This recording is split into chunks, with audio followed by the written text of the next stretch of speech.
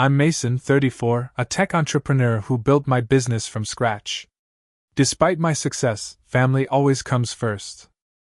My relationship with my younger brother Derek has been strained for years, but when our cousin Sophia's wedding invitation arrived, I saw it as a chance to reconcile. I spent hours choosing the perfect gift and arrived at the venue full of hope. Then Derek spotted me. His cold eyes locked with mine as he said those crushing words. "I'm sorry you weren't invited." "Go away." Before I continue my story, let me know where you're watching from. Hit like and subscribe if you've ever felt the sting of family rejection. Growing up, Derek and I shared everything. With 7 years between us, I was more than just a big brother. I was his protector, his guide. Our childhood home in suburban Massachusetts was comfortable enough, not wealthy but stable. Mom worked as a nurse, Dad as an electrical engineer. Family dinners, weekend camping trips, and holiday traditions were the frameworks of our lives. Derek idolized me back then. Following me everywhere, wearing my hand-me-downs with pride, begging me to teach him everything I knew. Everything changed when I turned 15 and Derek was 8. Dad announced one ordinary Tuesday evening that he'd fallen in love with someone at work. Within weeks, he was gone, leaving behind mortgage payments, emotional devastation, and 2 boys trying to understand why they weren't enough for him to stay. Mom fell apart for a while. Who could blame her? Suddenly working double shifts, she was physically and emotionally drained. I stepped up without being asked. I learned to cook, helped Derek with homework, and took on lawn mowing jobs around the neighborhood. By 16, I was working at the local grocery store after school and on weekends. Derek didn't understand why I couldn't play video games or shoot hoops as much anymore. "You're not my dad." He'd snap when I'd remind him about homework or chores. It stung, but I understood. He was processing abandonment in his own way. College acceptance came with both excitement and guilt. My school was only 30 miles away, but it felt like abandoning my family. I committed to coming home every weekend, working part-time at a tech repair shop, and sending money home. Mom protested, but accepted the help. Those 4 years were a blur of classes, work, and exhaustion. My social life consisted of study groups and the occasional coffee with classmates. Dating was a luxury I couldn't afford. Meanwhile, Derek entered his teenage years without the steadying male influence he needed. Mom was working constantly, and I was only home intermittently. He started acting out, skipping classes, hanging out with troublemakers, talking back to Mom. When I'd come home and tried to discipline him, the resentment in his eyes was palpable. "You left too," he accused once during a particularly heated argument when he was 14. "You're just like Dad." Those words haunted me, but I kept pushing forward. My senior project caught the attention of a venture capitalist, and suddenly, I had seed funding for my startup. The technology I developed, a security protocol for financial transactions, was valuable, and within 3 years, my company was worth millions. Finally, I could provide the financial security my family had lacked. But money couldn't fix everything. Derek graduated high school by the skin of his teeth and bounced between community college courses and dead-end jobs. I offered to pay for his education, get him an internship at my company. Anything to help him find direction. He interpreted every offer as criticism, as me flaunting my success. "I don't need your charity," became his mantra. 5 years ago, Mom was diagnosed with aggressive pancreatic cancer. The disease took her quickly, leaving Derek and me orphan adults, connected by grief but separated by years of built-up resentment. At the funeral, I tried to comfort him, but he shrugged away my arm. "If you'd been around more, maybe you would have noticed how sick she was getting," he muttered. Unfair words spoken from raw pain. After Mom's passing, our already fractured relationship crumbled further. Derek moved to Chicago for a fresh start, and our communication dwindled to obligatory holiday texts and the occasional tense phone call. Then Derek met Amanda, daughter of Harold Bennett, a prominent Chicago real estate developer. Suddenly, his social media was filled with yacht parties, charity galas, and vineyard tours. He seemed to be climbing the social ladder quickly, shedding his working-class roots with each perfectly filtered photo. When he announced their engagement after just 8 months of dating, I called to congratulate him. The conversation was stilted, formal. "Will I get to meet her before the wedding?" I asked. "We'll see," he replied noncommittally. "We're really busy with Amanda's family events." 3 months ago, I flew to Chicago unannounced. I told myself it was for a business meeting, but the truth was I wanted to make one more attempt at reconciliation. I called Derek from my hotel. "I'm in town. Can we grab dinner? I'd love to meet Amanda." His hesitation spoke volumes. "Not a good time, Mason. Amanda's parents are hosting a pre-wedding event. Tomorrow then? Breakfast?" He agreed reluctantly. The next morning, in a trendy downtown cafe, Derek arrived 30 minutes late, checked his watch repeatedly, and barely made eye contact. Amanda had a last-minute dress fitting and couldn't make it. The conversation was painfully superficial. When I asked about wedding details, he changed the subject. As we parted, I handed him a card with a check, a generous engagement gift. "I don't need your money," he said, trying to hand it back. "It's not about need, Derek. It's because I care about you. I want you to have a beautiful wedding." He took the check finally, mumbled thanks, and disappeared into a waiting Uber. 2 weeks later, our cousin Sophia called me. She and Derek had always been close, even after he moved to Chicago. "Have you received your invitation yet?" she asked. "Invitation? To Derek's wedding. It's next month." My silence answered her question. "Oh, Mason, I'm sure it's just delayed in the mail. I'll text you the details." I knew better, but I appreciated her kindness. When the formal details arrived in my phone, I made arrangements to attend. Perhaps a public setting, surrounded by family, would soften Derek's resistance. Perhaps we could finally begin to heal. How wrong I was. The morning of Derek's wedding, I woke before my alarm, my stomach knotted with anticipation. The ceremony wasn't until 2 o'clock, but I couldn't stay in my hotel room, pacing the limited space like a caged animal. I'd flown in the night before, checked into a modest hotel near the venue, the prestigious Lakeside Gardens, one of Chicago's most exclusive wedding locations. I laid out my charcoal gray suit, new for the occasion, professionally tailored to fit perfectly. The pale blue tie was a deliberate choice, matching the wedding colors I'd gleaned from Sophia's social media posts. Next to the suit sat the gift box containing a Patek Philippe watch. Extravagant, yes, but I wanted Derek to understand the gesture's significance. This wasn't just an expensive timepiece. It was a symbol of the time we'd lost, time we could perhaps reclaim. After a shower and quick breakfast, I carefully dressed, checked my appearance one last time, and headed out. The drive to Lakeside Gardens took me along Chicago's magnificent shoreline. Lake Michigan stretched blue and limitless, a perfect backdrop for new beginnings. I rehearsed potential conversations with Derek in my head, preparing for both warm reunion and cold reception. The venue came into view, a stunning glass and stone structure surrounded by meticulously landscaped gardens. Luxury cars lined the circular driveway as attendants helped guests from their vehicles. I parked my rental car myself, needing those extra moments to compose my thoughts. The gift felt heavy in my hands as I approached the entrance.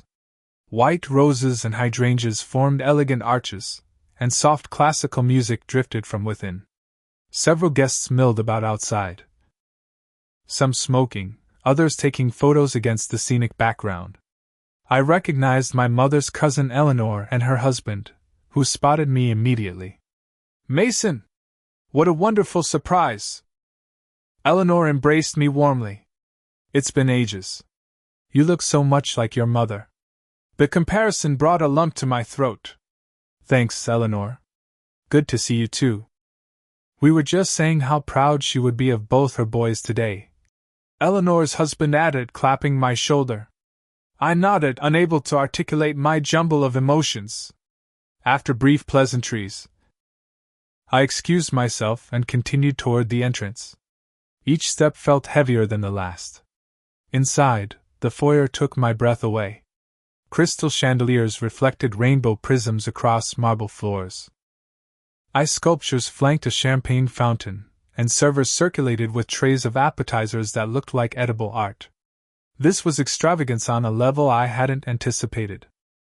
I wondered briefly how Derek and Amanda were affording such luxury, then pushed the thought aside. Today wasn't about money. Several family members approached me with surprise and delight. Dad's sister, Aunt Judy, hugged me fiercely. I didn't know you were coming. Derek will be so happy. I didn't correct her assumption. As I moved further into the space, I noticed the atmosphere shift. Amanda's friends and family, identifiable by their designer outfits and confident postures, watched me with curious, assessing eyes. A few whispered behind manicured hands. I straightened my shoulders and continued forward. That's when I saw him. Derek stood in a small antechamber, surrounded by groomsmen in matching tuxedos. He looked different, polished, sophisticated, his once shaggy hair expertly styled, his frame filled out from the lanky boy I remembered.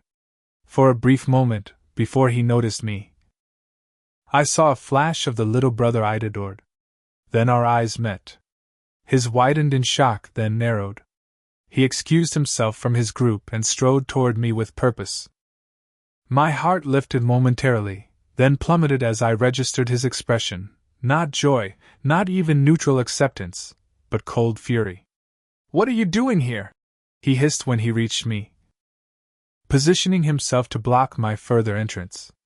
I came to celebrate your wedding, I said, struggling to keep my voice even. Congratulations, Derek. You weren't invited, Mason. His voice was tight, controlled. There's a reason for that. I held out the gift. I know things have been difficult between us, but I'm hoping today could be a new beginning. A new beginning? He gave a humorless laugh. You show up uninvited and expect what, exactly? A tearful reunion? Amanda's parents have planned this day for months. Everything is perfect. I can't have you here causing a scene. I wouldn't. I'm sorry, but you weren't invited. He repeated louder now, drawing attention from nearby guests. Go away. Please. The public humiliation burned worse than the rejection itself. Several onlookers pretended not to notice, while others openly stared. From across the room, I spotted Amanda in a side room where she was making final preparations. Our eyes met briefly. She looked uncomfortable but made no move to intervene. Is everything okay? A large man in a security uniform approached, hand resting casually on his radio. No, Derek said firmly. This person wasn't invited. He needs to leave. Sir? The security guard turned to me. Professional but with clear intent. I looked at Derek one last time, searching for any crack in his resolve, any hint of the brother I'd once known. There was nothing. I understand, I said quietly, placing the gift on a nearby table. I wish you every happiness, Derek. I turned and walked out, head high despite the burning in my eyes. The sunshine outside seemed mockingly bright. As I reached my car, a hand touched my arm. Sophia stood there, her bridesmaid dress slightly wrinkled, her expression distressed. Mason, I'm so sorry. I don't understand what happened. It's okay. I lied. It was my mistake. No, it wasn't. I specifically asked if you were invited. Derek told me you were. This new information settled like a stone in my stomach. He told everyone I wasn't coming? Sophia hesitated. He told some people you weren't invited because of past troubles. I didn't believe it. I nodded, unable to speak past the constriction in my throat. Will you be okay? She asked. Of course. I managed. It's just a wedding. But as I sat in my rental car, Watching more guests arrive, the weight of the rejection crushed me. This wasn't just a missed social event. This was my only sibling, my flesh and blood, publicly declaring that I had no place in his life on one of his most important days. After everything we'd been through, after all the sacrifices, I'd been discarded like a shameful secret. My phone rang, Sophia again. I let it go to voicemail, then listened to her message. Derek had instructed the wedding planner to collect my gift and have it returned to me. The final indignity. I started the car and drove away from Lakeside Gardens, away from the brother who no longer wanted me in his life. The drive back to my hotel passed in a blur. Chicago's impressive skyline, the bustling streets, the perfect blue of Lake Michigan, none of it registered. I drove on autopilot, my mind replaying Derek's cold dismissal on endless loop. Inside my hotel room, I loosened my tie and collapsed into the desk chair, staring unseeing at the generic cityscape artwork on the wall. The magnitude of the rejection hollowed me out. After years of reaching out, of trying to maintain our fragile connection, this felt final. Definitive. My thoughts drifted back 6 months, to when Derek and Amanda had unexpectedly appeared at my San Francisco office. I'd been genuinely shocked to see them, especially since Derek hadn't responded to my last 3 messages. We were in the area, he'd explained awkwardly. Amanda wanted to see Napa Valley. I'd cleared my afternoon schedule immediately, ordered lunch, and given them a tour of the company I'd built. Amanda had seemed genuinely impressed, asking intelligent questions about our technology. Derek had remained quiet, his expression unreadable. Over lunch in my private conference room, the conversation had eventually turned to their wedding plans. We're looking at Lakeside Gardens, Amanda had said. It's absolutely perfect, but outrageously expensive. Derek had finished, tension evident in his voice. Amanda's parents are contributing, but they expect us to cover a significant portion. They believe in financial responsibility. Amanda had added quickly. They want to make sure Derek can provide properly. The implication hung in the air. Derek wasn't measuring up to her family's expectations. I'd recognized the pressure he was under, the desperate need to prove himself worthy. I'd like to help, I'd offered carefully, knowing how Derek typically responded to financial assistance. To my surprise, he hadn't immediately refused. Instead, he looked at Amanda, something unspoken passing between them. We couldn't accept a large gift, he'd said finally. Think of it as an investment in your happiness, I'd countered. No strings attached. Completely anonymous if you prefer. 2 weeks later, after several conversations with Derek and the wedding planner, I'd arranged to cover 70% of the wedding expenses. The planner, Rachel Morgan, had been sworn to secrecy about the source of the funds. Derek and Amanda would know only that an anonymous donor, supposedly a business associate of Amanda's father, had provided financial assistance. This is incredibly generous, Rachel had told me during our final planning call. Your brother is very lucky. At the time, the arrangement had seemed perfect. I could give Derek the dream wedding he couldn't otherwise afford, without wounding his pride. I genuinely believed it might pave the way for reconciliation. Now, sitting in my hotel room with the sting of public rejection still fresh, that decision seemed naive. Almost pathetic. I'd funded the very event I'd been barred from attending. I'd paid for the flowers, the champagne, the 5-course dinner that I wouldn't taste. All while being treated like an unwelcome intruder. A notification pinged on my phone, a payment confirmation from the wedding venue for the final installment. Automatically processed from my account that morning. Something shifted inside me. All my life, I'd put Derek's needs before my own. I'd sacrificed my childhood to help raise him. I'd sent money home instead of joining fraternity parties. I'd offered endless second chances despite repeated rejection. Where had it gotten me? Publicly humiliated and escorted out of the wedding I'd largely financed. For the first time, clarity cut through the hurt. This wasn't about love anymore. It was about self-respect. I'd allowed myself to become a doormat, and it was time to stand up. With hands steadier than I expected, I picked up my phone and dialed Rachel Morgan's number. She answered on the second ring.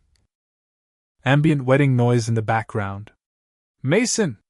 Is everything okay? I heard there was some confusion at the entrance." "No confusion, Rachel. Derek made it very clear I wasn't welcome." "What?" "But you're his brother. And you're the one who—" She caught herself. "Exactly. I'm the one who paid for most of this wedding. A wedding I've just been thrown out of. Oh God." Her voice dropped to a whisper. "Mason, I'm so sorry. This is incredibly awkward. It's about to get more awkward." I took a deep breath. "I'm canceling all payments effective immediately. I'll be contacting my bank to reverse any charges processed today." Silence stretched between us. Then, "Mason, the reception is about to start. Everything's been delivered, set up. We can't just—" "I understand you're in a difficult position, Rachel. This isn't your fault. But I won't finance my own humiliation. Can we discuss this tomorrow? After emotions have cooled?" "My decision is final. I suggest you inform the appropriate parties immediately." After ending the call, I contacted my bank. As a premium client, I was connected quickly to a representative who helped process the payment reversals. Within 30 minutes, I received email confirmations that all recent charges from Lakeside Gardens and associated vendors had been flagged for reversal. The satisfaction I expected didn't come.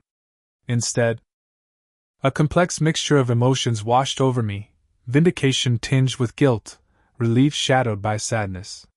Was I becoming petty, vengeful? Was I stooping to Derek's level? No. A quiet voice inside insisted. "This isn't revenge, it's consequences." Derek made his choice with full information. He knew I was paying. He knew I wanted reconciliation. He chose public rejection anyway. I turned off my phone, ordered room service, and poured myself a generous bourbon from the minibar.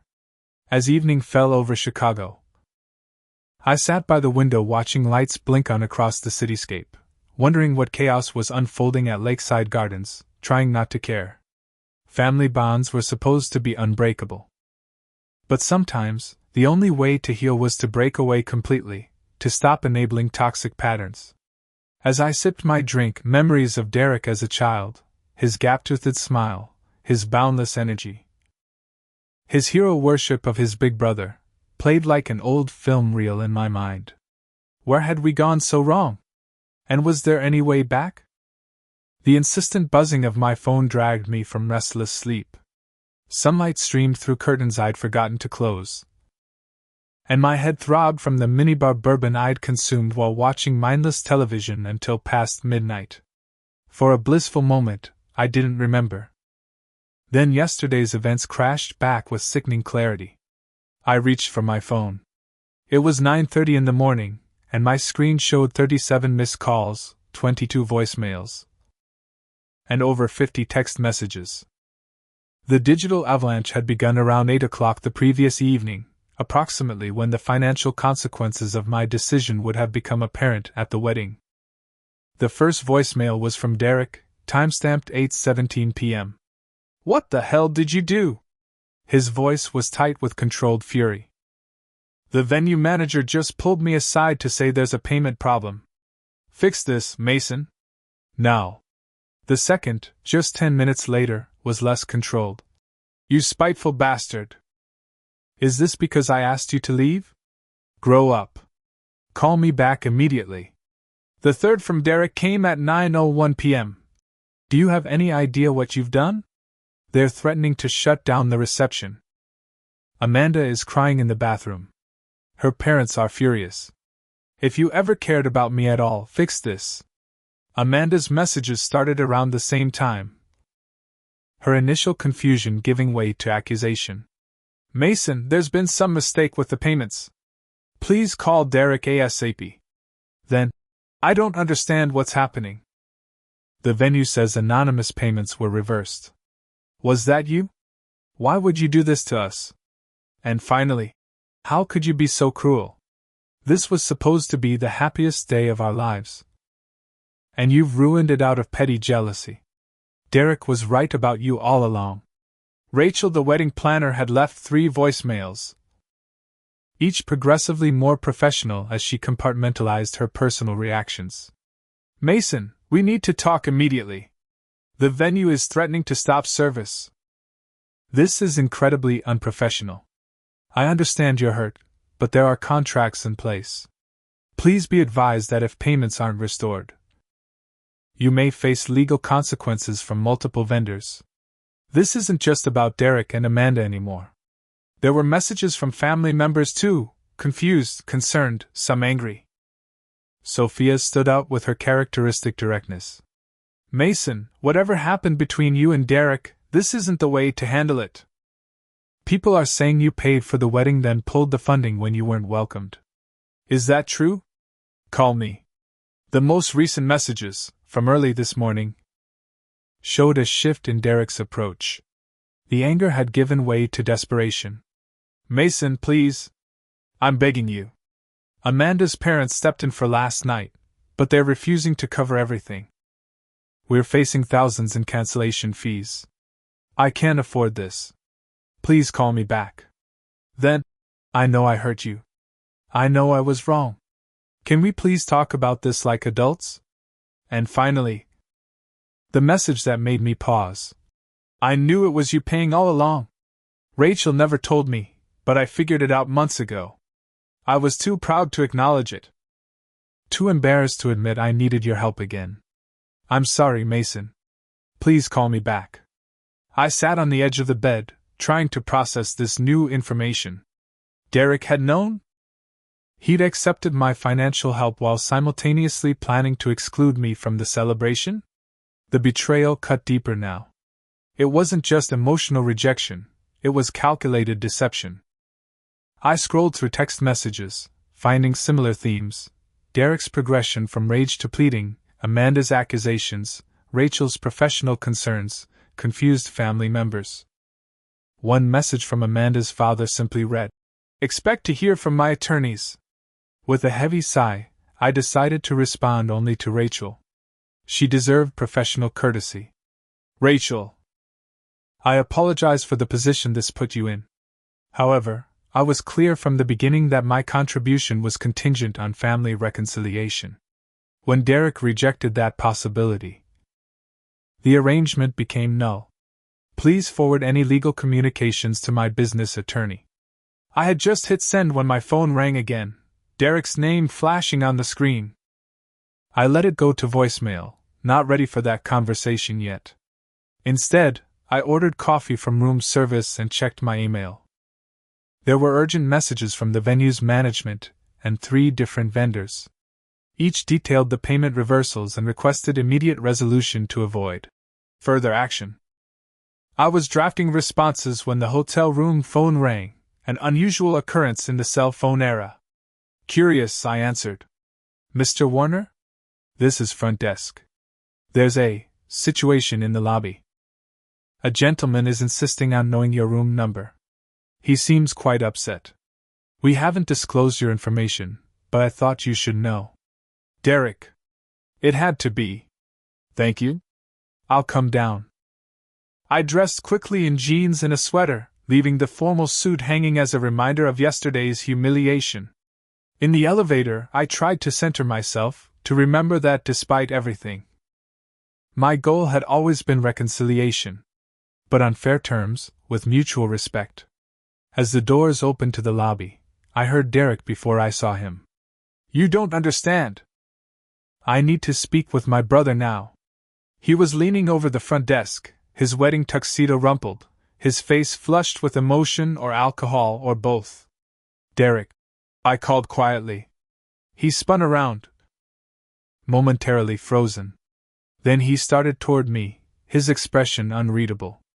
I tensed, unsure if he was going to embrace me or throw a punch. He did neither. Instead, he stopped a few feet away, hands clenched at his sides. You've made your point, he said, voice raw. Now please fix this. His final voicemail echoed in my head. I knew it was you paying all along. Let's talk somewhere private, I suggested, gesturing toward the hotel restaurant. As we sat in a quiet corner booth, I saw for the first time how truly exhausted he looked. His eyes were bloodshot, his normally perfect hair disheveled.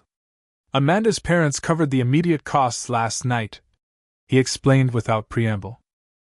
But they're refusing to pay the outstanding balances. They say this proves I can't provide properly. He spat the last words with bitter emphasis. That was never my intention, I said carefully. What was your intention, Mason? Revenge? Humiliation? You knew the money was from me. You accepted it. Then you publicly rejected me from the very event I was financing. What did you expect? Derek looked away, jaw working. I didn't know for sure until later. I suspected, but don't lie to me. Not now. He met my eyes then. And for a moment I saw the scared 8-year-old who'd watched our father walk out the door. Fine.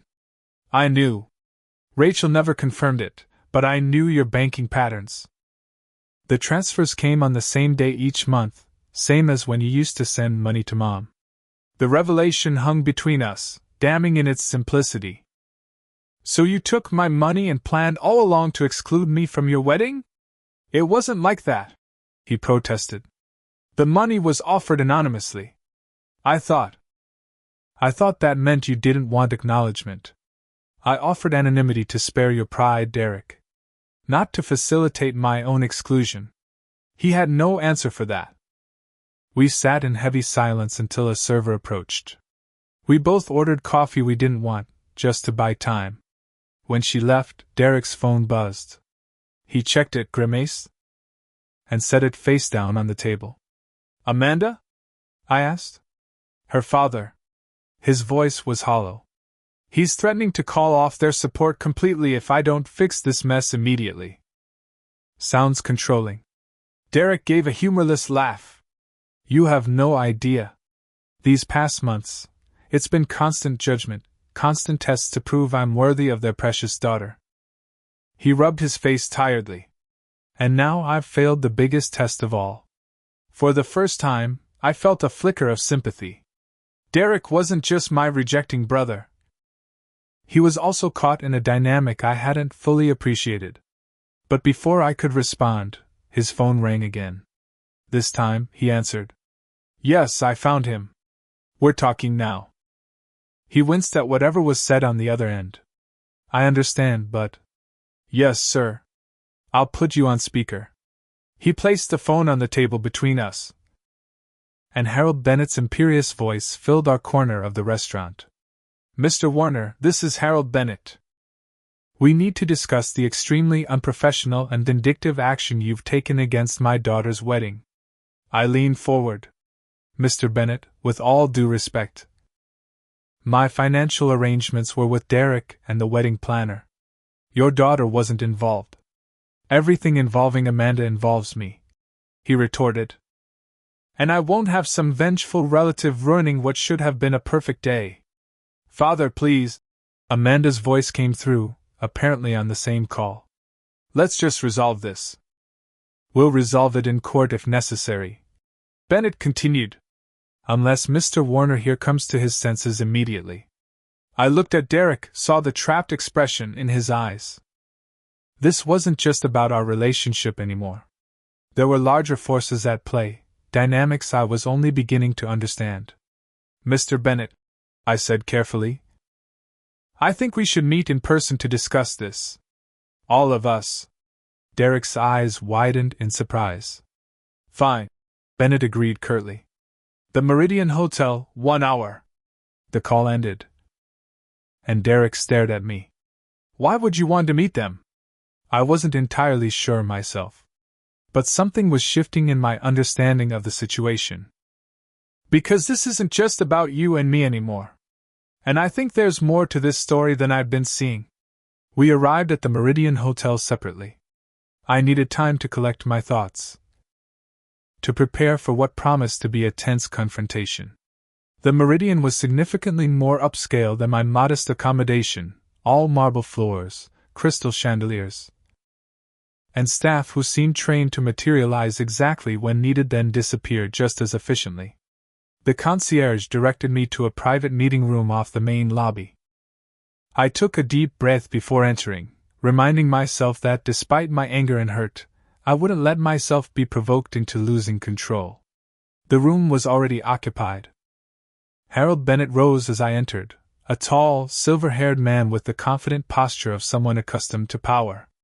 His tailored suit probably cost more than most people's monthly rent. Beside him sat a woman I assumed was Amanda's mother, blonde, slim, carefully preserved with the help of expensive procedures. Amanda herself sat rigidly in a chair near the window, her wedding dress replaced with a designer outfit that looked like casual wear but undoubtedly wasn't. Derek stood awkwardly near the door, looking like he wished he could disappear. "Mr. Warner." Bennett extended his hand with practiced cordiality that didn't reach his eyes. "Let's resolve this unfortunate situation." I shook his hand briefly. "That's my hope as well." "Good. Then we can expect the payment reversals to be corrected immediately." It wasn't a question but a presumption. I remained standing, unwilling to cede the psychological advantage of height. "Before we discuss finances, I think we need to address the underlying situation." "What underlying situation?" Mrs. Bennett spoke for the first time, her voice cultured but cold. "You vindicatively withdrew funding for your brother's wedding. That's straightforward enough." "Mother, please," Amanda murmured, visibly uncomfortable. I turned to Derek. "Would you like to explain why I withdrew the funding, or shall I?" His eyes darted between me and the Bennetts. "Mason was excluded from the wedding." "Excluded?" I echoed. "You publicly humiliated me and had security escort me out." Mrs. Bennett made a dismissive gesture. "Family disagreements happen. That hardly justifies financial sabotage." "It wasn't just a disagreement," I countered. "Derek knew I was funding the majority of the wedding. He accepted that money while deliberately planning to exclude me from the celebration." Harold Bennett's expression shifted subtly. He glanced at Derek with new assessment in his eyes. "Is this true? You knew your brother was the anonymous donor?" Derek's silence was answer enough. "Interesting." Bennett steepled his fingers. "When we agreed to allow this anonymous donation, you assured us it was from a business associate of mine." "I never said that," Derek protested weakly. "You assume." "I don't make assumptions," Bennett cut him off sharply. "I make informed decisions based on facts. Facts you apparently manipulated." The dynamic in the room was shifting. I had come prepared for a confrontation with the Bennetts, but now they were redirecting their displeasure toward Derek. Despite everything, I felt a protective instinct stir. "My arrangement with Derek was meant to be private," I interjected. "The issue isn't who knew what, but the fact that I was treated like an unwelcome stranger at an event I largely financed." "Why did you exclude your brother?" Amanda asked Derek directly, speaking up for the first time. "You told me he wasn't coming because of work commitments." Derek's facade finally cracked. "Because I was embarrassed, okay? Embarrassed that once again, I needed my successful older brother to bail me out. Embarrassed that I couldn't give you the wedding your parents expected without charity. So you lied." Amanda's voice was quiet but penetrating. "To me. To my parents. To our guests. I did it for us," Derek insisted, desperation edging his voice. "Your father made it clear I needed to prove myself worthy of you." "How would it look if everyone knew I couldn't even afford our wedding?" "It would have looked honest," Amanda replied, tears welling in her eyes. "Instead, you created this illusion." Harold Bennett's cold assessment continued. "I've had concerns about your financial responsibility from the beginning, Derek. But dishonesty is far more troubling. That's rich coming from you." Derek snapped, years of suppressed resentment suddenly boiling over. "You've been testing me, judging me, finding me wanting since day one. Nothing I do is ever good enough for the great Harold Bennett. I'm not from the right family, didn't attend the right schools, don't have the right connections. Derek! Amanda gasped. But he was beyond stopping now. You know what? Yes, I lied. Yes, I excluded my brother because I was trying to be the man you wanted for your daughter. I was trying to fit into your world where appearances matter more than anything real. The room fell silent after his outburst. Derek stood trembling. Years of insecurity and resentment finally voiced. Bennett's expression was unreadable, but his wife looked genuinely shocked, as if no one had ever spoken to them this way before. I moved to stand beside Derek, not touching him but close enough to signal support. I think we all need to take a step back. This situation has clearly escalated beyond a simple financial disagreement. Clearly, Bennett agreed dryly. Amanda, we should go. No. Amanda stood, wiping tears from her cheeks. No. I think we all need to have an honest conversation for once. She moved to Derek's side, taking his hand despite her obvious hurt and confusion. I didn't marry you for your money or status. I married you because I love you. But I can't build a life on lies, Derek. Amanda. Her mother began, but Amanda silenced her with a look. You and Dad have been putting impossible pressure on Derek from the beginning. You've made him feel he's not good enough, that he has to pretend to be someone else to deserve me. We only want what's best for you. Her father countered. No, you want what fits your image. Amanda replied with unexpected steel. Derek made a terrible mistake. She looked at me apologetically. An unforgivable one, perhaps. But he did it because he's been trying to measure up to standards that no one could meet. I studied Amanda with new respect. There was backbone beneath the polished exterior, principles stronger than social expectations. Mason, she addressed me directly. What Derek did to you was wrong. Inexcusable. But please know I had no idea. He told me you couldn't attend because of business commitments. I would never have approved of excluding you, especially knowing your generosity. Her sincerity was evident, and I nodded acknowledgement. As for the financial situation, she continued, turning to her parents, Derek and I will handle it ourselves. Without your help. Without Mason's help. Whatever consequences come, we'll face them together. Don't be ridiculous. Her father scoffed. You can't possibly afford the cancellation fees alone. Then we'll negotiate payment plans, she said firmly. It's time we stood on our own. Derek stared at her with a mixture of awe and gratitude. Amanda, are you sure? I'm sure that I want a marriage based on honesty, not appearances, she replied. Starting now. The conversation continued for another hour, sometimes heated, sometimes painfully honest. Old wounds were exposed, new understandings formed. The Bennetts gradually revealed their own insecurities, their fears that Amanda would struggle without the privileged lifestyle they'd provided. Derek acknowledged his pattern of deception and the deep-seated inadequacy that drove it. Throughout it all, I observed more than participated, seeing my brother in a new light. Yes, he had betrayed me terribly. But he had also been caught in a web partly of others' making, partly of his own insecurities that traced back to our father's abandonment. To the impossible role I'd tried to fill, to the shadow of my success that had loomed over him. As the conversation wound down, Bennett checked his watch. We should continue this another time. Amanda, your mother and I need to think about everything that's been said.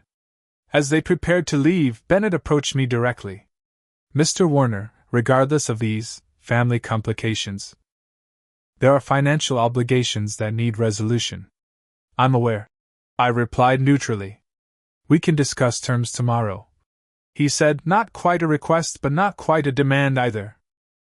After the Bennetts departed, Derek turned to me, exhaustion evident in every line of his body. Can we talk? Just us? I hesitated, then nodded. There's a park across the street. We walked in silence through the hotel lobby and across to the small urban green space. Finding an unoccupied bench, we sat with measured distance between us, watching children play on nearby equipment. When we were kids, Derek began without preamble, I thought you were perfect. Invincible. You always knew what to do, how to fix things, how to make Mom smile even when she was exhausted. I said nothing, letting him continue. After Dad left, you became this legend in our house.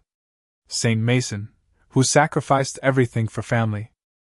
His voice held no mockery, only tired acknowledgement. Do you have any idea what it's like growing up in that shadow? Knowing I could never measure up? That wasn't my intention, I said quietly. I know. That almost made it worse. He stared at his hands. When you started your company, became successful so quickly, it just confirmed what I'd always feared. You were exceptional. I was just average. Derek, let me finish, please. He took a deep breath. Meeting Amanda was the first time I felt truly special on my own merits. Her falling in love with me. Not because of family connection or obligation, it was intoxicating. Then I met her parents, and felt inadequate all over again. I finished for him. He nodded. They made it clear from day one that I wasn't what they'd envisioned for their daughter. The wedding became this test. Could I provide the kind of life they expected for Amanda?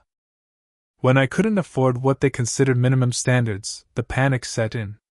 So you accepted my help? Yes. And convinced myself it was okay because you offered anonymously. That you understood my pride. He laughed bitterly. Then Sophia mentioned inviting you, and suddenly all my worlds were colliding. I panicked. Made up lies. Told Amanda you couldn't come. Told Sophia you were invited. Created this whole house of cards. For the first time, I truly saw the situation from his perspective. The desperate need to prove himself. The fear of being exposed as inadequate. The panic of worlds colliding. I'm not excusing what I did, he continued. It was cowardly and cruel. But I need you to understand where it came from. We sat in silence for several minutes, watching a father push his young daughter on a swing, her delighted laughter carrying across the park. Do you remember when you taught me to ride a bike? Derek asked suddenly. The memory surfaced immediately. 10-year-old me running alongside 3-year-old Derek on his little red bike, his face a mixture of terror and determination. You fell and scraped your knee badly, I recalled. Mom wanted to call it quits for the day, but you insisted on getting back on. Derek nodded. I wanted to be brave like you. I remember thinking if Mason wasn't afraid, I couldn't be either. Another silence fell, more comfortable than before. I'm sorry, Mason. For everything. Not just the wedding. For years of resentment and distance. For blaming you for being the brother I needed but resented needing. The simple, heartfelt apology reached places in me that elaborate explanations couldn't. I felt something shift, a hardness beginning to soften. I've made mistakes too, I admitted. I tried to be father, brother, and provider all at once. Never gave you room to find your own way. Derek looked at me directly for the first time. Where do we go from here? It was the question I'd been asking myself since yesterday's rejection. Did one conversation erase years of hurt? No. But was it a beginning? Perhaps. I don't know, I answered honestly. But I think we start by dealing with the immediate crisis, then take it one step at a time.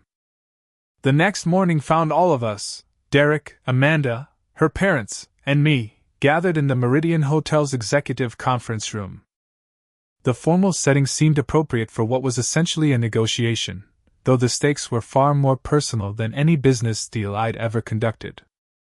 Harold Bennett arrived precisely on time, his wife at his side, both impeccably dressed and composed as if yesterday's emotional confrontation had never happened. Amanda and Derek entered moments later, holding hands but visibly tense. Thank you all for coming, Bennett began, taking control of the meeting with practiced ease. I believe we can resolve this situation efficiently if we approach it rationally. The condescension in his tone was subtle but unmistakable, as if yesterday's raw emotions had been an unfortunate lapse in decorum rather than necessary honesty. Before we discuss finances, I interjected, I'd like to understand something. Mr. and Mrs. Bennet, were you aware that Derek was excluded from the wedding guest list? Mrs. Bennet shifted uncomfortably while her husband maintained his impassive expression. We were aware there was family tension, she admitted carefully. That doesn't answer my question, I pressed. We suggested that perhaps a smaller family presence would create fewer complications, Bennet stated, choosing his words with precision. Given what Derek had told us about your strained relationship. Father, Amanda's voice was quiet but firm. Please be honest. Bennet's facade cracked slightly. Fine. Yes. We advocated for Derek to maintain distance from certain elements of his background that might not mesh well with our social circle. Elements? I repeated incredulously. I'm his brother. Not an element.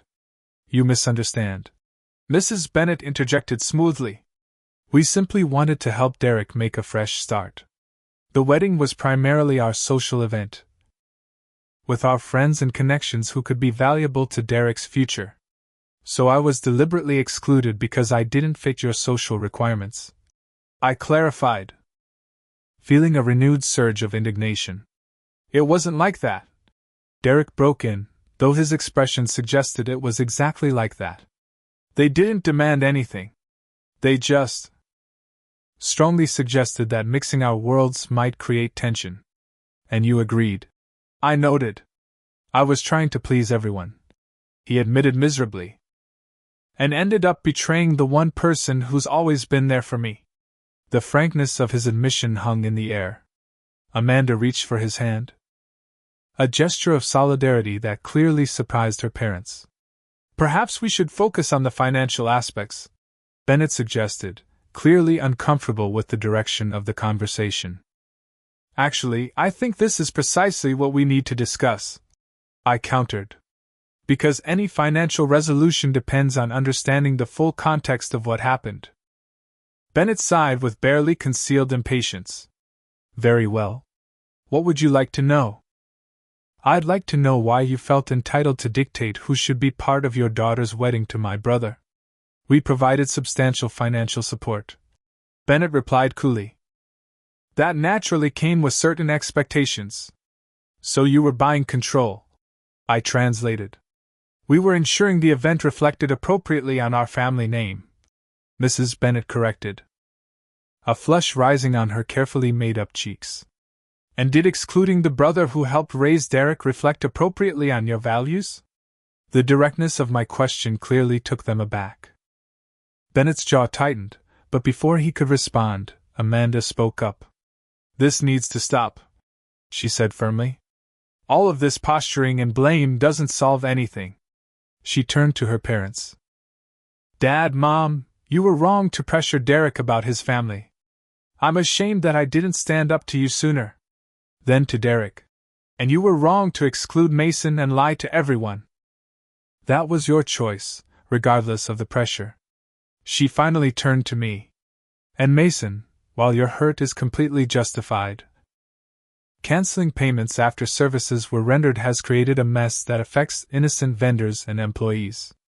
Her clear-eyed assessment of everyone's culpability was surprisingly effective. The tension in the room shifted from confrontational to reflective. You're right, I acknowledged. My response was impulsive and affected people who had nothing to do with our family issues. Then let's resolve the financial situation first, Bennet suggested, seeming relieved to move to more familiar territory. I propose we split the outstanding costs 3 ways, Amanda and Derek. Mason, and my wife and I. No, Derek said unexpectedly. Amanda and I will handle our portion, but I can't accept more help from Mason after what I did. That's admirable but impractical, Bennet replied dismissively. The cancellation fees alone are substantial. I don't care, Derek insisted. I need to take responsibility. I studied my brother. Seeing something new in his posture, not just remorse, but determination. Perhaps for the first time. He was standing firmly on his own principles rather than trying to please others or live up to impossible expectations. I have a counter-proposal, I offered. I'll restore the original payments to cover vendor costs already incurred. Moving forward, Derek and Amanda can decide what kind of celebration they want, if any, without external pressure or financial strings. That's extremely generous, Amanda said quietly. It's not about generosity, I clarified. It's about respecting that you two need to make your own decisions, including living with the consequences. Bennett looked like he wanted to object but thought better of it. That seems reasonable. There's one condition, I added.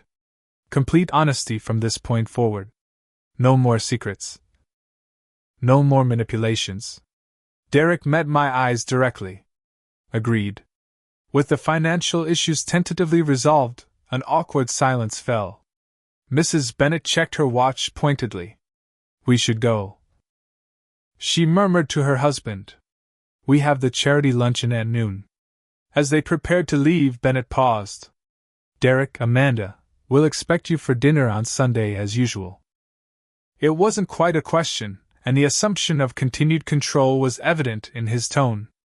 Actually, Amanda replied carefully, Derek and I need some time to ourselves. To figure out our next steps. The brief flash of surprise on her father's face quickly masked. Of course. When you're ready, then. After her parents left, Amanda excused herself to make some calls, leaving Derek and me alone in the conference room. Want to get some air? I suggested. He nodded gratefully. And we made our way to the hotel's rooftop garden. The Chicago skyline stretched before us, the city humming with midday activity far below. You didn't have to do that, Derek said finally. Restoring the payments. I know. Why did you? I considered the question carefully. Because ultimately, this isn't about money. It's about years of misunderstanding and hurt between us. I've been thinking about what you said yesterday, Derek continued. About you trying to be father, brother, and provider all at once. What about it? You stepped up when Dad left. Became the man of the house at 15. That was incredible, Mason. But somewhere along the way, I stopped seeing you as my brother and started seeing you as… I don't know. This perfect standard I could never live up to. I'm far from perfect, I said quietly. I know that now. But growing up, it didn't feel that way. He leaned against the railing, looking out over the city. When Dad left, he destroyed my trust. Then Mom got sick, and it felt like the universe was saying I didn't deserve stability. You were the only constant. But I resented that too, resented needing you, resented feeling like a charity case. For the first time, I truly understood the complexity of Derek's feelings toward me, gratitude mixed with resentment, love tangled with jealousy, admiration poisoned by inadequacy.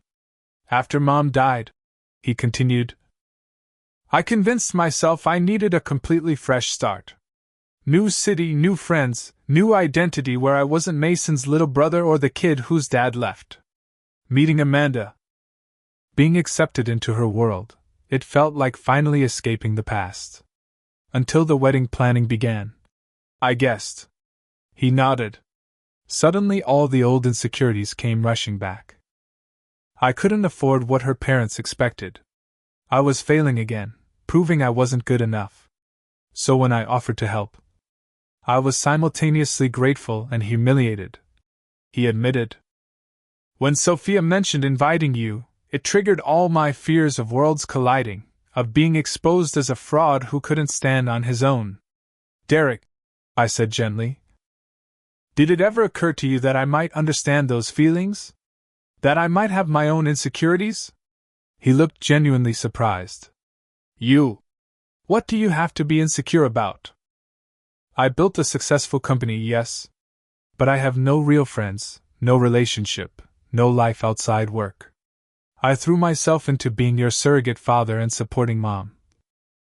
Then into building financial security. I never learned how to just be a person. The admission cost me something, exposing my own vulnerability. But it felt necessary. But here's what I've realized, Derek. We've both been trapped by the roles we took on after Dad left. You as the resentful younger brother trying to escape the past. Me as the responsible provider trying to control everything. So where does that leave us? It was the crucial question. Not just about the wedding payments or yesterday's humiliation, but about our future as brothers. I think, I said carefully, it leaves us with a choice.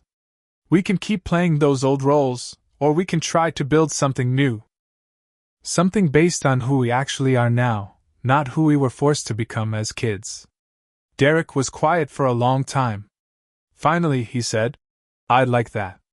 To start over somehow. If you're willing. I am, I replied simply. It wasn't a magical resolution. The hurt was still there, the trust still damaged. But for the first time in years, perhaps ever, we were seeing each other clearly, not as projections of our fears or expectations, but as flawed, complex humans trying to navigate the aftermath of childhood wounds. 3 months after the wedding fiasco, Derek and Amanda invited me to dinner at their new apartment. It was a modest 2-bedroom in a developing neighborhood, nothing like the luxury high-rise her parents had originally selected for them. The furniture was a mix of budget-friendly new pieces and quality second-hand finds. It felt honest, a space that reflected who they actually were rather than who they were pretending to be. This is nice, I said genuinely as Derek gave me the tour. It's small, he acknowledged. But it's ours. No parental subsidies, no anonymous donors. He gave me a meaningful look that contained both apology and gratitude. Amanda emerged from the kitchen, wiping her hands on a dish towel. Dinner's almost ready. Hope you like lasagna. It's about the only thing I can cook reliably. Sounds perfect, I assured her. The weeks following our confrontation at the Meridian had been challenging but productive. True to my word, I'd restored the payments to the wedding vendors, ensuring no small businesses suffered from our family drama. Derek and Amanda had reimagined their celebration, canceling the elaborate reception and instead hosting a small dinner for close friends and family at a local restaurant. I'd been not only invited but asked to give a toast. The Bennetts had struggled to accept their daughter's newfound independence. Harold had attempted to fix things by offering to pay for a luxury honeymoon, but Amanda had gently declined, explaining that she and Derek needed to build their life on their own terms. They'd spend a week at a lakeside cabin in Michigan instead, modest but meaningful. As we sat down to dinner, the conversation flowed more easily than I could have imagined possible just months ago. We discussed Derek's new job at a marketing firm, entry-level but with growth potential. Amanda had returned to graduate school, pursuing the art history degree she'd abandoned to work in her father's company. How's the therapy going? Amanda asked me as she served the lasagna. After everything that happened, I'd finally acknowledged my need for professional help processing not just the wedding incident but decades of suppressed emotions about our father's abandonment and my premature assumption of adult responsibilities. Surprisingly helpful, I admitted. Dr. Patel is helping me understand how much of my identity became wrapped up in being the provider, the responsible one. I'm learning to just be Mason. Not only Derek's brother or the successful entrepreneur. I started seeing someone too. Derek shared, surprising me. It's been intense. Lot of stuff about Dad, about feeling inadequate. But good. The simple exchange, sharing our healing journeys without pretense or competition, felt like a small miracle. Oh, I forgot to tell you, Amanda interjected. My parents are coming around slowly. Mom called yesterday just to chat, didn't mention money or status once. Progress, Derek acknowledged with a smile. After dinner, as Amanda cleared the dishes, refusing my offer to help, Derek pulled a small box from his pocket. I've been wanting to give you this, he said, pushing it across the table. Inside was a simple silver watch, not the luxury timepiece I'd brought to the wedding, but thoughtfully selected. Turn it over, he instructed quietly. Engraved on the back were the words, "Time for a new beginning." The simple gesture touched me deeply. "Thank you. I can never repay you for everything you did growing up," Derek said earnestly. "The sacrifices, the support. I spent so many years resenting what I should have been grateful for." "We were both doing our best with an impossible situation," I replied. "Dad left us with wounds we didn't know how to heal." The mention of our father no longer carried its usual sting. Through therapy, I'd begun to understand that his abandonment reflected his own limitations, not our worthiness. 6 months after the wedding, we established a new tradition: monthly family dinners rotating between our homes. Sometimes Sophia joined us, occasionally other relatives. The Bennetts even attended once, noticeably uncomfortable in my modest condo but making an effort for their daughter's sake. During this time, I began dating Rachel, the wedding planner who'd shown such professionalism during the crisis. What started as coffee to properly thank her for her handling of the situation had evolved into a genuine connection. She was straightforward, insightful, and unimpressed by wealth or status, qualities I found increasingly attractive. Derek and Amanda had found their footing as a couple without the suffocating influence of her parents. They lived within their means, made their own decisions, and were happier in their authentic life than they'd ever been pretending to be something else. On the anniversary of the wedding day, Derek and I met alone for lunch. There was a new ease between us, a relationship built on mutual respect rather than obligation or resentment. "I've been thinking about everything that happened," Derek said as we finished our meal. "About how one horrible day ended up changing everything for the better. Painful but necessary," I agreed. "You know what I've learned through all this," he continued thoughtfully. "Family isn't about blood or obligation. It's about choice. Every day, we choose whether to nurture those relationships or let them wither." "Dad made his choice," I noted. "We're making ours." Derek nodded. "For years, I thought being family entitled me to your support while exempting me from treating you with respect. I was wrong. And I thought being the older brother meant I had to fix everything, control everything." I acknowledged. That wasn't healthy either. We'd both learned crucial lessons. Family bonds weren't automatic or unbreakable. They required nurturing, honesty, and mutual respect. Blood relation wasn't a free pass for mistreatment or manipulation. True family was built on choices made daily, on showing up for each other without ulterior motives or keeping score. The healing wasn't perfect or complete. There were still moments of tension, old patterns that occasionally resurfaced. But we were committed to this new path, to building a relationship based on who we actually were rather than the roles we'd been forced into as children. As I drive home that evening, I reflected on the journey from that painful wedding day to now. The humiliation and hurt had been real, the betrayal significant. But from that breaking point had come a chance to rebuild something more authentic and healthy than what had existed before. Sometimes the most painful moments become our greatest teachers. Sometimes relationships need to break completely before they can be reconstructed on a stronger foundation. And sometimes, standing up for yourself, setting boundaries with those you love, is the most loving thing you can do, both for yourself and for them. I'd spent much of my life trying to fill the void our father left, trying to be both brother and parent to Derek. In the process, I'd enabled dynamics that weren't healthy for either of us. The wedding debacle, painful as it was, had forced us to confront these patterns and begin the hard work of creating something new. Family, I've learned, isn't what you're born into, it's what you choose to create every day through honesty, respect, and mutual support. Blood may connect you, but it's the daily choices that truly make you family. Have you ever had to set difficult boundaries with family members you love? How did you balance self-respect with compassion? Share your experiences in the comments below. And if this story resonated with you, please Please hit that like button and subscribe for more real-life stories about family, healing, and growth. Remember, sometimes the most painful chapters lead to the most beautiful transformations. Thank you for listening, and may you find the courage to create healthy boundaries in all your relationships.